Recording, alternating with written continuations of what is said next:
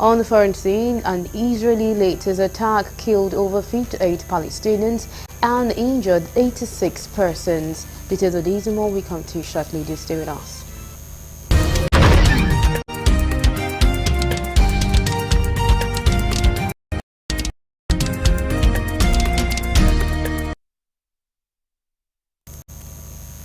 And now the news in full. The federal government has declared Wednesday, 25th, Thursday, 26 December 2024 and Wednesday, 1st of January 2025 as public holidays to celebrate Christmas, Boxing Day and New Year respectively. Minister of Interior Dr. Olubunmi Tunji-Ojo made the declaration on behalf of the federal government. The minister, in a statement issued on Monday by Magdalene Ajani, Permanent Secretary in the Ministry of Interior, extended a warm greetings to all Nigerians. Tunji-Ojo, who emphasized the importance of the season as a time to foster harmony and strengthen bonds across families and communities, assured citizens of the government's continued commitment to ensuring peace, security and prosperity across the country. He urged all the Christians to use the Christmas season as a good moment for both spiritual reflection and national renewal as they celebrate the birth of Jesus, the Prince of Peace. He said that let them demonstrate kindness and extend goodwill to one another, irrespective of their differences.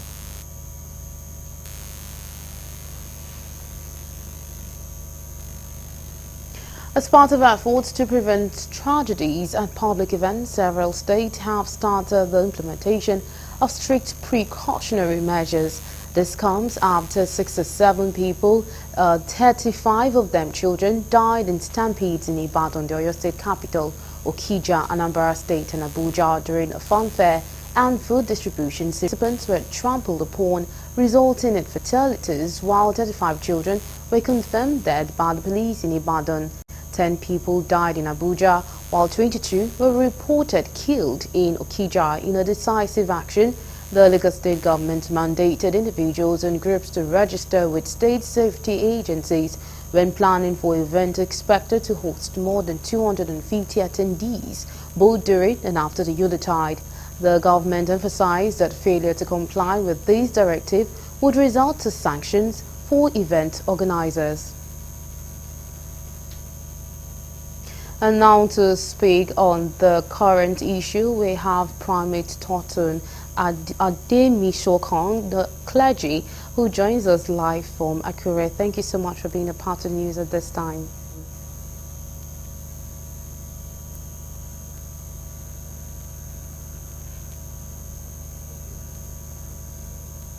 All right, I believe you can hear me, and if you can, I'll just go ahead with the question.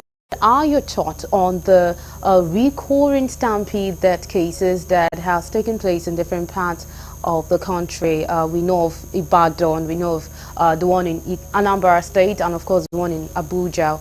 What's your take on all of that, the distribution, the food distribution exercise in Nigeria? Oh, thank you very much. It's very unfortunate.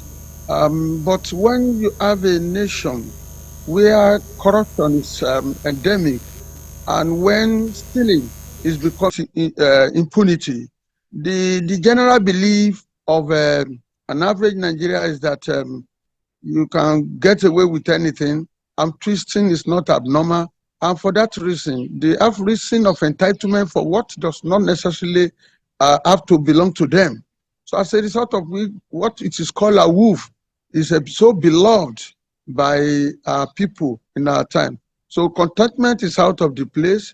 Even those who does not have anything to do with what is to be distributed, they are there. Those who don't fall within the category of the people to whom the funfair was meant for, they were there. Those who have, they can even take care of themselves, they were there. We see people traveling a distance, covering about 200 kilometers, paying 6,000 naira for transport fare to come and collect a 2,000 worth of palliative. So then another problem is the hunger in the land, where people are very, they are hungry. And as a result, anything goes. So they are looking for an opportunity, any slightest opportunity. Those who attend parties know the fact that when you get to parties in Nigeria, people always come with leftover. Some of the time, people will come with their children, come and be packing the leftover at various party events. So it is that bad. So, and another reason why it is that worse is the fact that Nigeria is now used to palliative. Palliative is not meant for a citizen of a well-groomed country or a well-groomed nation. So, but people are now so used to palliative that anywhere they can get it, they go about taking it, and that is why you see people selling votes and people are buying. So it's endemic, and it has permeates all aspects of all the areas. You know, one of the areas we need to look into is not just the issue of people, the organizers. The organizers themselves, they have their own fault because according to the scriptures, Matthew 6 from verse 1, it is unequivocally clear. Once you want to be of assistance to people, you don't need to trumpet it. Jesus said it shouldn't happen at all. That is not Christ-like. The one that happened at Ibadan, the person who is trying to distribute the gift, the palliative, happened to be an evangelist. She's conversant with that part of the Bible that it is not done. You don't have to let the right hand know what the left hand is trying to do. When it comes to giving to the needy, it must not happen at all. You don't need to trumpet it. Another fact of the matter, okay, 5,000 children, you want to give things to 5,000, give to 5,000 children, you know there are going to be 50 hundreds in 5,000. So you can select 25 mosques and 25 churches, 100 per church. It will go around, people will be happy, the needy will have appreciated you. We don't need to bring them behind the camera so that people can know we are doing something. So a lot of people are making this noise because of some other motives, which is beyond being philanthropical. Yeah, hello? Event organizers and the individuals played in such disasters, and what safety measures should be put in place to prevent further reoccurrences of stampedes during food distributions in Nigeria? Yes, appropriately. Gathering people in large crowd to come and distribute to them is not even okay in the first place. Everybody has their own address. Federal government tried to distribute palliative, but they failed. They cannot distribute grain, not rice, not even corn, not anything that federal government has tried to distribute in the past has met with failure. It will never get to the targeted people. So why gathering people together? Go to mosque. Go select go to 100 25 churches, give them the ration of 100 person, and that will be 2,500. That's okay. That's the best thing.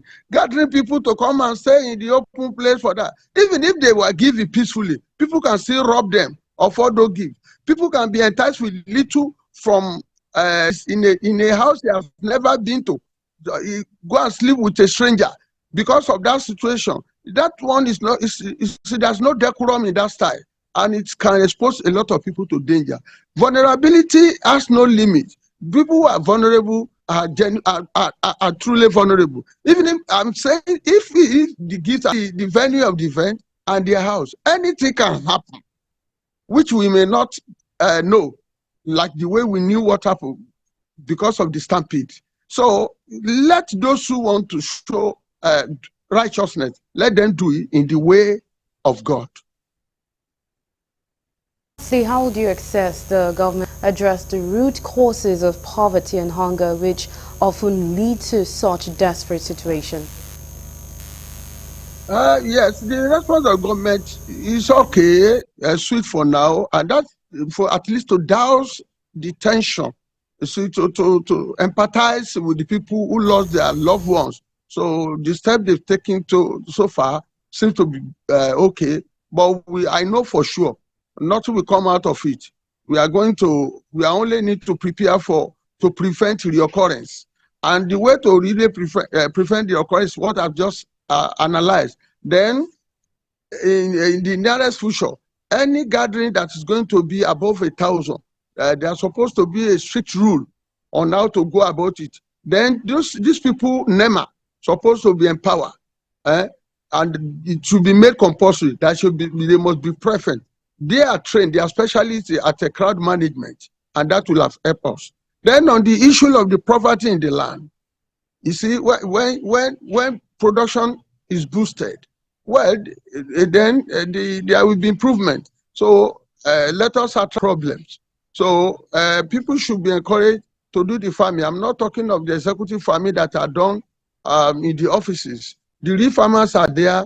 The fertilizers are not getting to them. So a serious-minded leader will do the trick. Nigerians are ready to work, but ethical patronage through you help me, I rub my back, you rub my back, and you help me to get to government, and I want to give you an appointment so that you can chop. So for as long as we are using that, the targeted people will not benefit from the largest or the palliative the government is trying to send to them. So, but once production and when jobs are created, then all this problem of people looking for dole out will reduce. Some people will still like what is done to them because some people are never contented. But more than 70% of Nigeria are hungry for now. All right, thank you so much for being a part of the news at this time. We really appreciate your time. Demi Shokon, who's a clergy, and he joined us live from Ogun State to now to carry the rest of the stories. The 80th birthday of the man known as Joshua of the advertising industry, Dr. Biodun Shobanjo, was held at Mosun Center, Unicon, Lagos, and was graced by associate, friends, and important dignitaries, among whom was the Chief of Defense Staff, General Christopher Musa. The rare occasion, tagged Festival of Creativity, was a dedication to celebrate, relive memories of contribution of Dr. Shobanjo that basically shaped advertising industry in Nigeria. Galaxy News correspondent Levy Joseph was there and filed in this report. How you gonna do it if you really don't wanna test? By standing on the wall, get your back up off the wall. Tell me, baby. December 22nd, 2024 makes it 18 decades that the man who institutionalized the advertising industry and private security formation in Nigeria, Dr. Biodun Shobanjo, was born. Due to his contributions and success in human capital development, his associates, colleagues, friends, and well-wishers set aside the day to celebrate him. Dr. Biodun Shobanjo is likened to be the Joshua, but this time of the advertising industry, and not only in Nigeria, but indeed in Africa at large.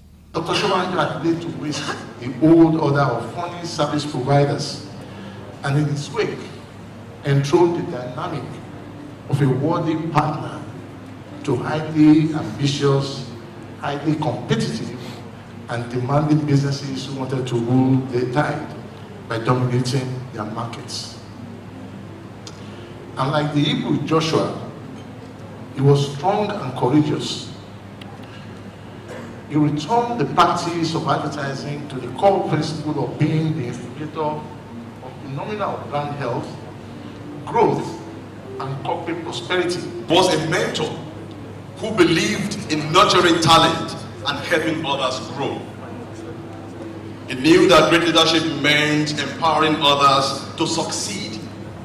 And many of Nigeria's top marketing and advertising professionals owe their careers to his wisdom, guidance, and belief in their potential. Dr. Shobanjo's leadership extended far beyond advertising. His entrepreneurial spirit led him to create optimum exposures, originally called Clean Sight. Dr. Biodun Shobanjo is described as a visionary leader who believed in mentoring talents and helping others grow. And these traits are the cause for the vivid achievements in the advertising industry in Nigeria. Dr. Shobanjo was commended for his penchant for precision and credibility, which are the driving force for Insight Communication, an indigenous advertising company he established in January 1980. While he penned the line, "It's good to be big," it's better to be good and it's best to be both. It was, as with everything Shobanjo, just not a line to be mounted.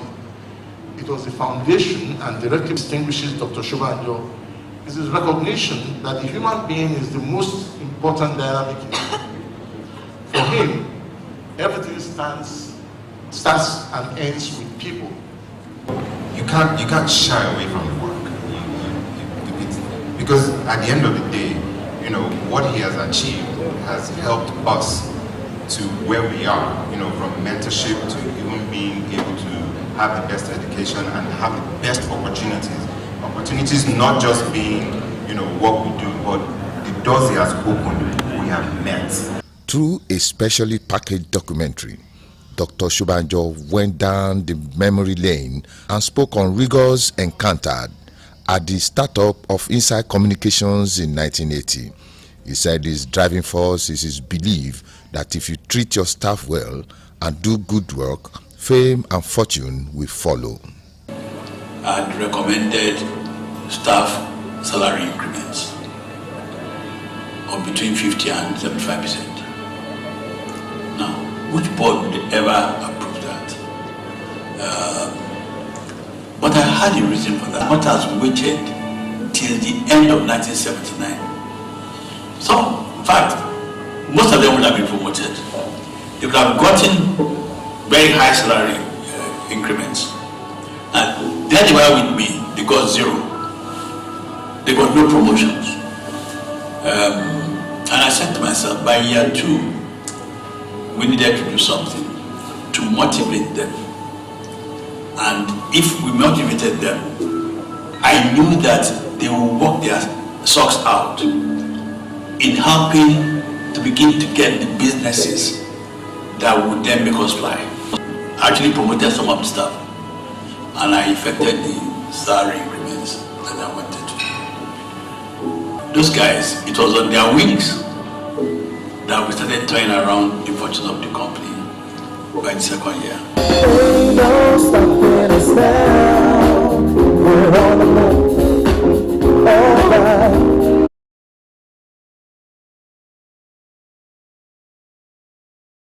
Celebrating this icon legend, an enigma with a strong legacy of conscience.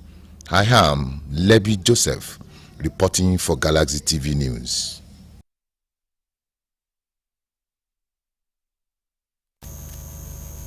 And now we'll move on to the foreign desk for more news.